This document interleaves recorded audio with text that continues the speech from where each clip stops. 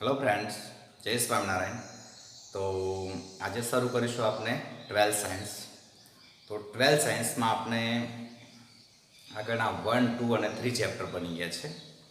તો હવે આપણે જે ચોથું ચેપ્ટર છે નિશ્ચય, એ બેઝ ટુ શ્રેણિક છે કે શ્રેણિક પર ડિપેન્ડ વધારે કરે છે. તો આપણે એ ચેપ્ટરને થોડા લાઈવ ભણીશું. ઓકે, જ્યારે આપણને ફેસ ટુ ફેસ સમય મળશે તો એ ચેપ્ટર આપણે ક્લિયર કરી દઈશું. તો હાલ આપણે કેલ્ક્યુલસ ભાગ તૈયાર કરવા જઈ રહ્યા છે, જે સ્ટાર્ટ કરીશું કેલ્ક્યુલસ. એટલે કે કેલ્ક્યુલસ એટલે જેને મેં તમને કીધું હતું, મેથેમેટિક્સમાં એક પાર્ટ આવે કેલ્ક્યુલસ, જેને આપણે કલનશાસ્ત્ર કહીએ છીએ. કલનશાસ્ત્રમાં અત્યાર સાયન્સમાં તમને કીધું છે કલનશાસ્ત્રમાં શું આવે, તો વિકલન, સંકલન અને લક્ષ. જેમાં તમને જ્યારે પણ કોઈ કલનશાસ્ત્રની વાત કરે, કલનશાસ્ત્ર જેને આપણે કેલ્ક્યુલસ એવું કહીએ છીએ અંગ્રેજીમાં, બરાબર છે. તો એમાં 3 વસ્તુ આવે છે. એક તો કે લિમિટેશન, બીજું ડેરિવેશન અને ત્રીજું ઇન્ટિગ્રેશન આવે છે. ઓકે છે. કેલ્ક્યુલસમાં લિમિટેશન, ડેરિવેશન અને ઇન્ટિગ્રેશન. લિમિટેશન એટલે કે લક્ષ, ઓકે. ડેરિવેશન એટલે કે વિકલન અને ઇન્ટિગ્રેશન એટલે સંકલન. તો આ 3 વસ્તુ આવે છે જેને આપણે કેલ્ક્યુલસ કહીએ છીએ. આ કેલ્ક્યુલસના મહત્વના ટોપિક. આના સિવાય બીજું કશું નથી. એટલે કે ફંક્શનનું આપણે લક્ષ્યનું ટાર્ગેટ અમુક પોઈન્ટ આગળ કઈ રીતના મેળવવાનું છે, જે આપણે વિકલન અને લક્ષ એની માહિતી 11 સાયન્સમાં શીખી ગયા છે. એક ચેપ્ટર હતું એમાં થોડું બેઝિક હતું. તો હવે આપણી પાસે 5મું ચેપ્ટર વિકલન અને સાતત્ય આવે છે, માટે આની ચર્ચા. એટલે કે આપણે હાલ મેથેમેટિક્સમાં કલનશાસ્ત્ર ભાગ સ્ટાર્ટ કરવા જઈ રહ્યા છે. તો એ કલનશાસ્ત્ર જે છે એમાં ફર્સ્ટ તો આપણે લિમિટેશનની ચર્ચા કરીશું અને ડેરિવેશન એટલે કે વિકલન, સંકલનની આપણે નેક્સ્ટ કરીશું. એટલે આપણે બાય વિડીયો લેક્ચર જે છે એના થ્રુ આપણે કલનશાસ્ત્ર ટોટલ આવરી લેવું છે, દરરોજ થોડા થોડા લેક્ચર લઈને. ઓકે, તો સ્ટાર્ટ કરીએ છીએ ચેપ્ટર આપણું 5. તો 5મા ચેપ્ટરનું નામ છે સાતત્ય અને વિકલન. ઓકે, અથવા વિકલન અને સાતત્ય, વોટ એવર જે પણ હશે. તો કોઈ પણ વિધેયનું સાતત્ય એટલે કે તે વિધેય કોઈ બિંદુ આગળ સતત છે. તો પહેલાં સાતત્ય શું છે એ જોઈ લઈએ. સાતત્ય જનરલી તમને એવું કહેવાય કે જ્યારે પણ તમે આમાં આલેખ દોરશો, સાતત્ય એટલે શું? તો કોઈ પણ વિધેય હોય y બરાબર fx, આપણે y બરાબર fx વિધેય લખતા હતા, જે આપણે શીખી ગયા છે આગળના ચેપ્ટરમાં, બરાબર છે. y બરાબર sin x બરાબર, એટલે કે આ કોઈ ચલ x માં વિધેય છે, આપનો y એક્સિસ હોય છે, આ x એક્સિસ હોય છે. તો કોઈ પણ તમે આલેખ y બરાબર fx નો આલેખ દોરો તો એ પેન ઉઠાયા વગર દોરી શકો, બરાબર છે. એટલે કે અહીંયાથી આપણે આ a પોઈન્ટથી શરૂ કર્યું છે અને અહીંયા છેક b પોઈન્ટ સુધી આવે છે. તો અહીંયા સુધી આપણે પેન ઉઠાયા વગર તો દોરી શકીશું. સીધી ભાષામાં કહીએ છીએ. જનરલી કોઈ એવું નથી કે પેન ઉઠાયા વગર દોરો તે જ છે, પણ જનરલ તમને ક્યાં પણ સતત કન્ટિન્યુઅસ મળે, એમ તમારી પેન જે છે કન્ટિન્યુઅસ જશે, ક્યાંક તમારે આમ કંઈ ઊભું ના રહેવું પડે. તો આ ટાઈપનો આલેખ આપણને મળતો હોય તો પેન ઉઠાયા વગર સીધે સીધું ગમે ત્યાં પેન ઉઠાયા વગર કમ્પ્લીટલી આલેખ દોરી શકતા હોય તો તે વિધેય એટલે કે y બરાબર fx એથી b ની અંદર કેવું કહેવાશે? સતત કહેવાશે, બરાબર છે. વ્યાખ્યાતૃ તો અલગ છે, એની ડેફિનેશન તો આપણે અલગ આપીશું જ, જે છે જનરલી. પણ કોઈ ફંક્શનનું કોઈ પણ વિધેય સતત હોય તો એનો આવો આલેખ મળે. મતલબ કે આ જ કર્વ હોય એવું નહીં, કોઈ બી હોઈ શકે. અહીંયા તમે સર્કલ પાડી શકો તો આ વર્તુળ પણ અહીંયાથી પેન ઉઠાવ્યા વગર છેક સુધી આવી શકે છે. તો એ આ y બરાબર fx તરીકે આ એ સતત વિધેય છે, બરાબર છે. તો એ એની સાતત્યતા હોય છે, કોઈ ભાઈ સતત ફંક્શન આવે છે, સતત કન્ટિન્યુઅસ ફંક્શન કહીએ છીએ, બરાબર છે. તો આ એનું સાતત્ય મળે છે, બરાબર છે. એટલે અને એનું વિકલન એટલે શું? તો કે a થી b ની અંદર y બરાબર fx નું વિકલન, એનો મતલબ એક જ થાય કે આટલા સૂક્ષ્મ dx જેટલા ભાગોમાં, એટલે કે આના આવા સૂક્ષ્મ ભાગો કરીને આનો સૂક્ષ્મ ભાગો વિશે અભ્યાસ કરવો, એનું શું થયું? વિકલન થયું. એટલે ડેરિવેશન અને કન્ટિન્યુટી, અને ઇંગ્લિશમાં કહીએ તો કન્ટિન્યુટી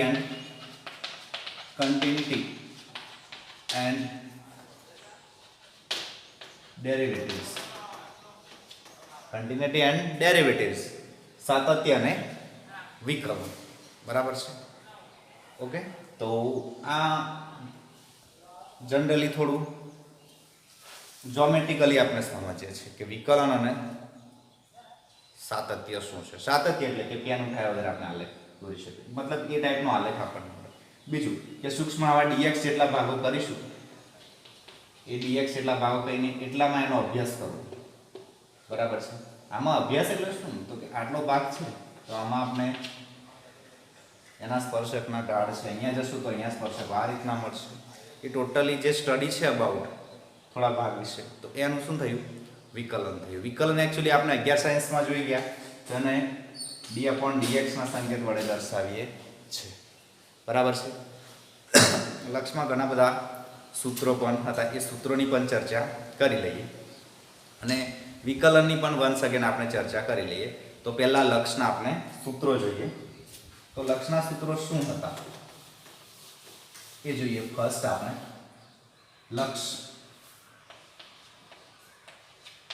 લક્ષના ઉપયોગી સૂત્રો. તો લક્ષના ઉપયોગી સૂત્રો શું છે જોઈએ. તો ફર્સ્ટ કે આવું હતું કે limit x tends to a fx હોય તો એ મૂકી દો x બરાબર, તો f એ થઈ જાય. તો એક ફોર્મ્યુલેટ છે. ઓકે, બીજું સૂત્ર આવું છે limit x tends to a x raised to n minus a raised to n upon x minus a. તો આનો જવાબ શું આવે છે? તો n into e raised to n minus. ત્રીજું આવે છે limit x tends to a e બરાબર, તો એનો જવાબ શું આવે છે? તો કોઈ પણ અચળ હોય કે એ શું છે? અચળ. p is constant. Okay, A constant હોય તો કોન્સ્ટન્ટનું લક્ષ કોન્સ્ટન્ટ, અચળનું લક્ષ અચળ જ મળે છે. એટલે કે એ પોઈન્ટ આગળ જે તે વિધેયનું લક્ષ, બરાબર છે. ચોથું આવું હતું limit x tends to 0 sin x ના છેદમાં x બરાબર શું હતું? 1. પાંચમું સૂત્ર આવું હતું limit x tends to 0 tan x upon x that is equal to 1. Actually આ સાઈનનો જ ભાગ છે. સાઈન વિશે આપણે સાબિત કરી શકીએ, આને કઈ રીતના તો સમજો, બરાબર. તો કે લિમિટ છે x ટેન્ડ્સ ટુ 0 છે, और tan x એટલે કોણ? sin x upon શું થાય? cos x થાય. અને આ x તો ખરા જ, એટલે શું થાય? આટલો ભાગ શું થઈ ગયો કહેવાય? 1 થઈ ગયો. અને 0 એટલે cos 0 પણ શું થાય? એટલે 1. તો એની જનરલી પ્રૂફ હોય, મતલબ કોઈ એક જ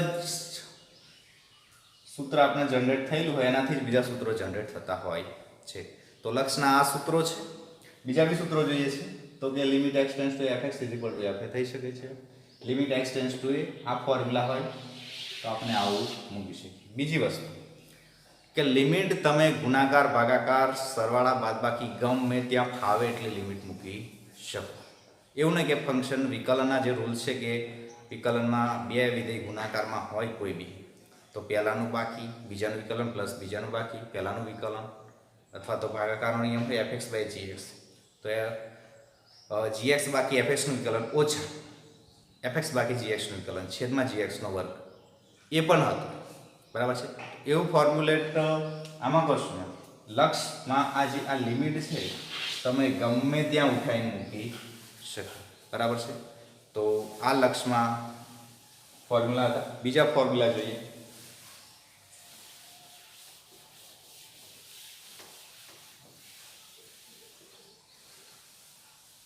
તો બીજા ફોર્મ્યુલા આપણે આ હતા limit x tends to 0 e raise to x minus 1/x, બરાબર છે.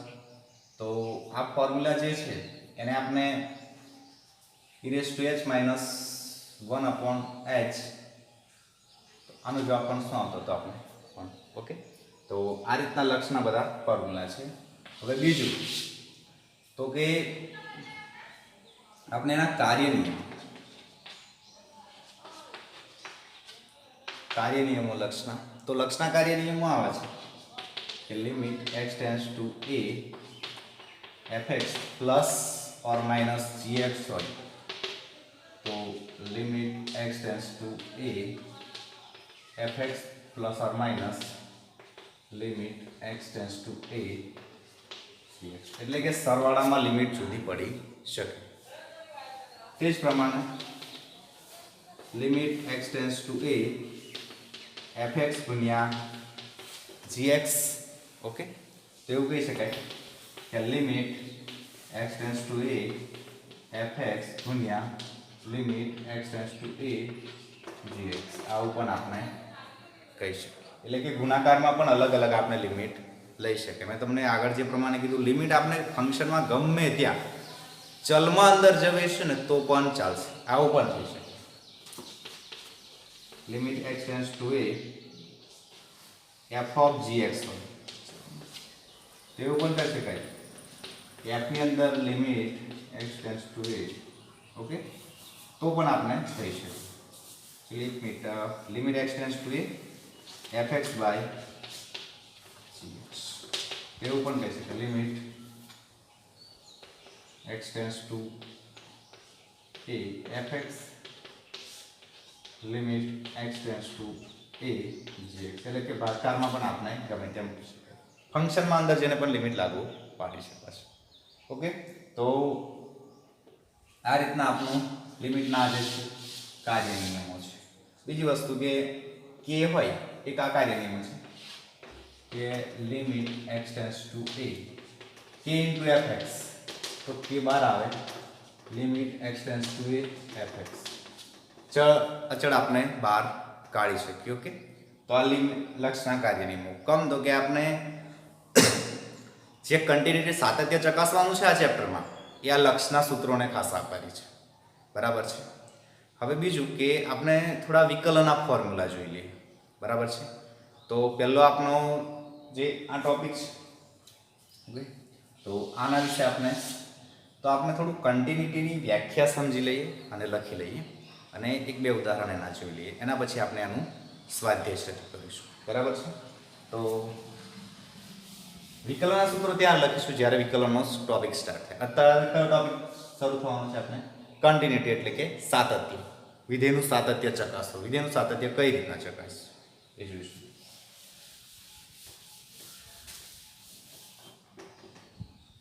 તો અહીંયા આપણો ટોપિક છે વિધેયનું સાતત્ય, બરાબર છે. તો વિધેયનું સાતત્ય જે છે એટલે કે આને આપણે કહીશું કન્ટિન્યુટી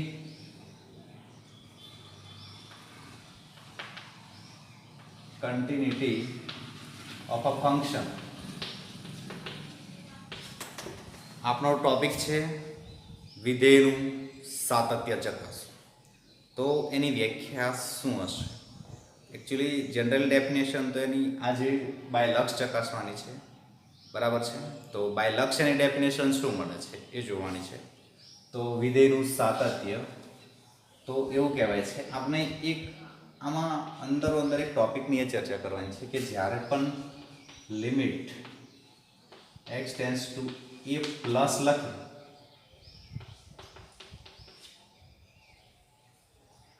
તો આનો મતલબ શું થાય છે? Limit x tends to A negative લખી એનો મતલબ શું છે? ફર્સ્ટ એની વ્યાખ્યા આપણે લખી લઈએ તો કે limit x tends to a plus fx is equal two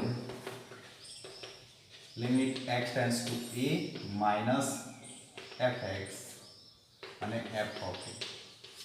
તો કે આ ત્રણ વસ્તુ જો સરખી થાય, કન્ટિન્યુટી ઓફ ફંક્શન f એ કોઈક વિધેય છે, કોઈક પ્રદેશ પર વ્યાખ્યાયિત વિધેય હોય તો એવું કહેવાય કે આના પ્રદેશનું કોઈક પોઈન્ટ, બરાબર છે? તો આનો મતલબ એ થાય કે f એ આગળ સતત વિધેય છે, સતત છે એવું કે આટલી શરતોનું પાલન કરે છે. આ શું છે એ તમને કહી ફર્સ્ટ તો આપણે જ્યારે પણ તમને કોઈ વ્યાખ્યા પૂછે કે વિધેય સતત વિધેયની લક્ષણ પર ડિપેન્ડ કરતી વ્યાખ્યા આપો તો એવું કહેવાશે કે limit x tends to a plus fx is equal two limit x tends to a minus fx is equal two f of a. તો કે આ જે a પ્લસ આવે છે, જ્યારે આની ચર્ચા કરી લઈએ થોડી, તો કે a પ્લસ એટલે શું? તો કે આ જમણી બાજુનું લક્ષ, અને x tends to a minus a એટલે શું? તો કે એની ડાબી બાજુનું લક્ષ, અને જે f ઓફ a આવે છે એ શું છે? જમણી બાજુનું ડાબી બાજુનું લક્ષ. તો એ થોડું આપણે સંખ્યા રેખા પર જોઈએ. હા, આ જમણી બાજુ એટલે કે જબાલક્ષ એવું કહીએ છીએ, અને આ લેફ્ટ હેન્ડ લક્ષ આપણે, બરાબર છે? એ એકચ્યુઅલી જ્યોમેટ્રિકલી શું કહેવા માંગે છે એ પણ જોઈએ. એટલે ખાસ વ્યાખ્યા તમારે યાદ રાખવાની છે કે limit x tends to a plus fx બરાબર limit x tends to a minus fx is equal two f of a. Okay, તો આ થશે, રાઈટ? તો f એ એટલે કહેવાનો મતલબ એક જ કે આ ત્રણ વસ્તુ સરખી થાય ને તો f એ આગળ સતત વિધેય કહેવાશે. અથવા f A x is equal two a આગળ સતત છે. આ ત્રણ વસ્તુ સરખી થાય તો એ શું કહેવા માંગે છે એ બી જોઈ લઈએ આખી ડેફિનેશન, તો સમજજો બરાબર. અહીંયા આપણે એક સંખ્યા રેખા દોરીએ છીએ, અહીંયા કોઈ a છે, બરાબર છે? તો આટલો ભાગ ડેલ્ટા જેટલો હોય તો આ પોઈન્ટ શું આવે? a પ્લસ ડેલ્ટા આવે ને, એમાં ડેલ્ટા જેટલું ઉમેર્યું છે, અને આટલો ભાગ પણ ડેલ્ટા જેટલો હોય તો આ પોઈન્ટ કઈ લેવાનું છે? a minus delta. એટલે આ અહીંયાથી અહીંયા સુધીમાં શું એક અંતરાલ બની ગયો. કયો અંતરાલ? વિવૃત. a માઇનસ ડેલ્ટા અને a પ્લસ ડેલ્ટા છે, બરાબર ને? વિવૃત અંતરાલ આપણે 11 માં શીખી ગયા છે. વિવૃત, સવૃત અંતરાલ એટલે ક્લોઝ ઇન્ટરવલ, ઓપન ઇન્ટરવલ શીખી ગયા છે. ઓકે, તો a માઇનસ ડેલ્ટા અને a પ્લસ ડેલ્ટા એટલે એવું કહેવાય છે કે આ બાજુથી આપણે એ નજીક આવીશું, બરાબર છે? વિધેય માટે આપણે એવું થાય કે આ બાજુથી એની કિંમતની નજીકની કિંમત લઈશું, એને આપણે કહીશું x ટેન્ડ્સ ટુ a, બરાબર છે? આ બાજુથી નજીક એ જઈશું એને કહીશું x tends to a minus. એટલે કે આ ડાબી બાજુનું લક્ષ, ડાબી બાજુથી એ તરફ જઈએ છે તો પણ વિધેયને કંઈ પ્રોબ્લેમ નથી, વિધેયનું અસ્તિત્વ રહે છે, અને જમણી બાજુથી એ તરફ જઈએ છે તો પણ વિધેયનું અસ્તિત્વ રહે છે. આ બંને આવું સૂચવે છે f નું મૂલ્ય ડાબી બાજુથી એ નજીક જતા અસ્તિત્વ ટકે છે, અને f નું મૂલ્ય જમણી બાજુથી એ તરફ જતા તો પણ f નું અસ્તિત્વ રહે છે. એટલે કે એ નજીકની કિંમતો મૂકીશું તો પણ f નું અસ્તિત્વ, એ અહીંયા પણ એ નજીકની કિંમતો મૂકીશું પણ ડાબી બાજુથી, અહીંયા જમણી બાજુથી મૂકીએ છીએ. તો આ બંને વસ્તુ એ સૂચવે છે. એટલે કે આટલા ગાળામાં એ પરફેક્ટ થઈ ગયું. એને છોડીને, હા, એને હાલ છોડીને કહીએ છીએ. આ બંને વસ્તુ આ સૂચવે છે અહીંયા સુધીમાં છે. અને જ્યારે એક્ઝેક્ટ f ઓફ a શોધીએ છીએ તો ડાયરેક્ટ અહીંયા આવે છે, બરાબર છે? તો એની આસપાસના અંતરાલમાં અને એક્ઝેક્ટ a પર એવું કે એની આસપાસના થોડા ઘણા ગાળામાં વિધેયનું અસ્તિત્વ હોય છે. આ બાજુથી અને આ બાજુથી, આ 2 ડાયમેન્શનમાં લઈએ છીએ. આ બાજુથી બંને બાજુથી પણ અસ્તિત્વ છે ને એક્ઝેક્ટ સંખ્યા પર પણ અસ્તિત્વ હોય. f એ શું સૂચવે છે? એક્ઝેક્ટ કિંમત પર પણ એનું અસ્તિત્વ હોવું જોઈએ તો એક્ઝેક્ટ કિંમત પર બી એનું અસ્તિત્વ હોય તો ફંક્શન એ આગળ શું કહેવાશે F A X is equal to A આગળ કેવું કહેવાશે સતત વિધેય છે એવું કહીશું. બરાબર છે. એટલે આ આપણું જોમેટ્રિકલ થયું છે. હજી ના સમજ્યા હોય તો ફરી આપણું લેક્ચર રિવાઇઝ કરીને જોઈ લેજો કે આ ડાબું લક્ષ એટલે કે જે તે એક્ઝેક્ટ પોઈન્ટ છે એને ડાબી બાજુથી એપ્રોચ કરો. જમણું લક્ષ એટલે જમણી બાજુથી જે તે પોઈન્ટને એપ્રોચ કરવું. ઓકે, તો આ બંને એ સૂચવે છે ડાબું લક્ષ અને જમણું લક્ષ અને એક્ઝેક્ટ પોઈન્ટ પર. એટલે ત્રણેયમાં જો અસ્તિત્વ ધરાવતું હોય ફંક્શન તો F A X is equal to A આગળ સતત અથવા એ આગળ કન્ટિન્યુઅસ ફંક્શન. આપણે ખાસ કરીને કન્ટિન્યુઅસ બોલીશું. બરાબર છે. કન્ટિન્યુઅસ ફંક્શન માટે શું તો કે limit x tense two A plus F x is equal two limit x tense two A minus f x is equal to f. તો આ ત્રણેય વસ્તુ ક્લિયર હશે તમને. તો આપણે હવે નેક્સ્ટ એના થોડા એક બે એક્ઝામ્પલ્સ પણ જોઈએ. ઓકે,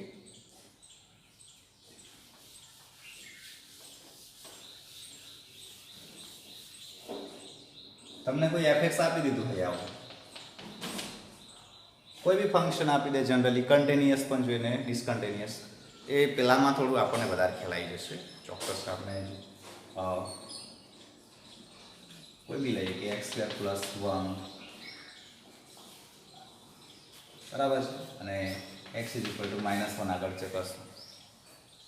એ તરીકેનો પોઈન્ટ છે તો લેવું ગયે limit x tense to -1 plus F x. તો શું મળે તો કે લિમિટ એક્સ ટેન્સ ટુ -1 આગળ ચકાસશે છે અથવા તો 1 લઈ લો ને સમજવા માટે. તો 1 પ્લસ ઉપર પ્લસ ચિહ્ન પાડે એનો મતલબ જમણું લક્ષ, આગળ પ્લસ પાડે એની સાઇન છે. ધ્યાન રાખજો. તો એફ એક્સ તરીકે કોણ છે આ રહ્યું એક્સ સ્ક્વેર પ્લસ 1 એટલે 1 સ્ક્વેર પ્લસ 1 બરાબર 1 થયું. એ જ પ્રમાણે limit x tends to 1 minus f x. તો limit x tends to 1 minus x square plus 1. હા, 1 એટલે માઇનસમાં નથી મૂકવાનું. 1 plus 1 is equal to 1 square plus 1. Sorry, this is 2 and 2. f of 1 તો છે 1 square plus 1 is equal to 2. આ ત્રણે વસ્તુ સેમ થઈ. બરાબર છે. એકચ્યુઅલી આ એક વિધેય કેવું છે પોલિનોમિયલ્સ ફંક્શન, બહુપદીય વિધેય કહેવાય છે. બરાબર છે ને. બહુપદીય વિધેય ઓલવેઝ હોય છે કારણ કે એની પાવર કોઈ દિવસ માઇનસમાં આવતી નહીં. જ્યારે પણ ઘાત કોઈની પણ માઇનસમાં હોય તો એનો મતલબ કે છેદમાં વસ્તુ હશે, જેને અંશમાં લાવે ત્યારે માઇનસ. પણ બહુપદીમાં એવી કોઈ જ ઘાત માઇનસ હોતી નથી, તો બહુપદી જ ના કહેવાય. એટલે આ પોલિનોમિયલ ફંક્શન હંમેશા કેવું હોય છે કોઈ પણ પોઈન્ટ આગળ કન્ટિન્યુઅસ હોય છે. ઓકે, તો એફ ઓફ 1 ને 1 square plus 1 is equal to 2 થશે. ઓકે, તો આ રીતના હોય તો એ ફંક્શન કન્ટિન્યુઅસ છે. આનો મતલબ શું થયું F A X is equal to 2 આગળ શું છે સતત છે. ઓકે, તો આ એનો કન્ટિન્યુટી ટોપિકનો આપણા આટલો લેક્ચર હતો. હજી સ્વાધ્યાય જે છે 5.1 એમાં કન્ટિન્યુટીના થોડા સારા એક્ઝામ્પલ્સ જોઈશું. ઓકે, જય સ્વામિનારાયણ.